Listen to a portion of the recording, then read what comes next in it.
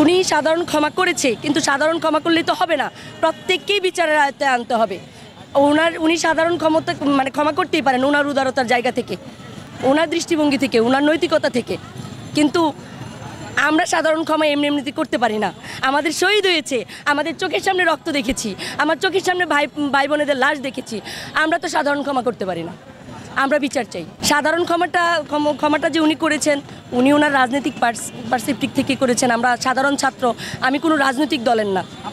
শুধু উনি না, অনেকেই হয়তো বলেছেন যে আওয়ামী লীগকে পুনরায় ঢালাওভাবে সাজাতে হবে, শুধু জামাতের আমির বললে হবে না। যারা এখনও দোষর আছেন তারা অনেকেই বলতেছেন যে আওয়ামী লীগকে ঢালাওভাবে গুছায়া আবার মাঠে নামো। আমরা বলবো, আমরা যারা 24শে আন্দোলন করেছি, সেটা যে কোনো রাজনৈতিক দল হোক, যারাই অন্যায়কারীদের আশ্রয় দিবে, ছাত্র সমাজ সেখানেই প্রতিবাদ গড়ে তুলবে। যেখানেই প্রতি বিপ্লব, সেখানেই বিপ্লবের জন্য আমরা সবসময় প্রস্তুত। মানে আওয়ামী লীগকে ক্ষমা করার মতো পরিস্থিতি কি এখন আর আছে? তা আমি বলতে চাই, প্রত্যেকটা রাজনৈতিক দলেই তো কিছু ভালো মানুষ আছে। হ্যাঁ, তো যারা খারাপ মানুষ তাদেরকে বিচারের আয়ত্তে আনতে হবে, বিচারে এনে শাস্তির ব্যবস্থা করতে হবে। ঢালাওভাবে তো একদম বলা যাবে না যে আওয়ামী লীগের ভিতরে সবই খারাপ, একজন হলেও তো ভালো আছে। ওই একজন নিরপরাধ মানুষ যেন আমাদের ধারা বৈষম্যের শিকার না হয়, কারণ আমরা বৈষম্য বিরোধী ছাত্র আন্দোলন, আমরা একজনের প্রতিও যেন বৈষম্য না হয়, বিচারের আয়ত্তে আনতে হবে। 2000-2500 মানুষ, ছাত্র জনতা, রিক্সাওয়ালা থেকে শুরু করে সকল শ্রেণীর মানুষ মারা গেছে। উনি তো মৃত্যুদণ্ডের আসামি, ওনাকে বিচারের আয়ত্তে এনে একবার ফাঁসি দিলেও তো হবে, মানে জায়েজ হয় না। একবার ফাঁসি দিলেও তো হচ্ছে না, উনি তো মানবতা বিরোধী অপরাধ করেছেন, ওনার বিচার চাইব আমি।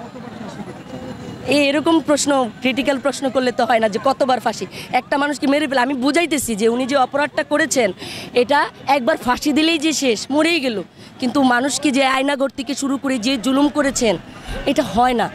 উনি এতটাই মানবতা বিরোধী অপরাধ করেছেন, আমি আপনাকে সেটা বোঝানোর চাইতেছি।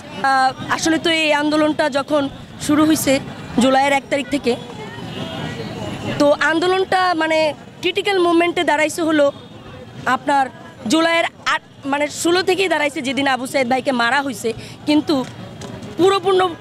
পুরা বাংলাদেশে ছড়ায় গেছে 18 জুলাই।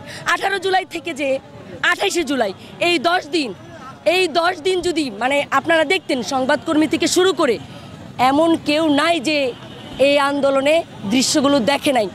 নেট বন্ধ করে কি পরিমাণ হত্যাযজ্ঞ চালানো হয়েছে, এই ভিডিওগুলো এখন একটার পর একটা 30 সেকেন্ডের 20 সেকেন্ডের যে ক্লিপ আসে, সাধারণ জনগণ দেখতেছে আমাদের সাথে কি হয়েছে। আশুলিয়ার থানাতে কিভাবে আমাদের ভাই বোনদের পুড়িয়ে দেওয়া হয়েছে আপনারা দেখেছেন। তো এত কিছুর পরে যে স্বাধীনতা আমরা অর্জন করেছি, আমরা বলবো না যেই স্বাধীনতা অর্জন করেছি এই স্বাধীনতাটাকে আমাদের রক্ষা করতে হবে, কারণ আমরা জানি স্বাধীনতা অর্জনের চেয়ে স্বাধীনতা রক্ষা করা কঠিন। আমরা সেই কঠিনরে ভালোবাসলাম। নতুন প্রজন্ম হিসেবে এই বাংলাদেশ 71-এ যে এই বাংলাদেশে সবাই থাকবে, কোনো সাম্প্রদায়িকতা থাকবে না, অসাম্প্রদায়িক একটা বাংলাদেশ থাকবে।